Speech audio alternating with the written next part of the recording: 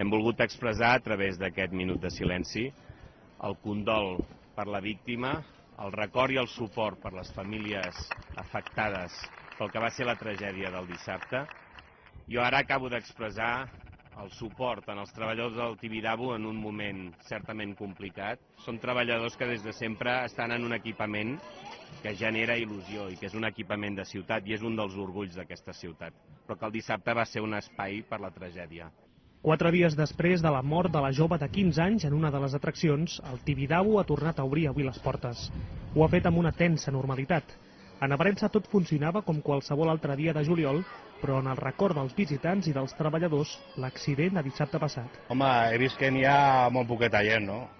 Pensava que la gent no tindria tanta por, perquè la veritat és que després de tants anys que porta el Tibidabo, ha passat una vegada, és una desgràcia, no? Però no se té que tindre por, no? Són nens, es van a divertir, no? I sempre nosaltres quan ens pugem amb alguna atracció d'aquestes pensem que tot és segur, no?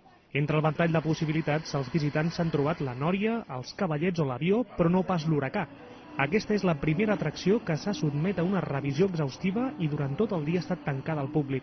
Comencem per l'huracà, una atracció de vertigen, i anirem fent. En aquests moments, com estem iniciant el procés, encara no sabem quina serà la durada i, efectivament, no totes les atraccions tindran necessitant el mateix temps.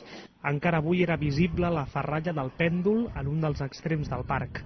La policia manté oberta la investigació que haurà d'esclarir els motius que van provocar l'accident mortal.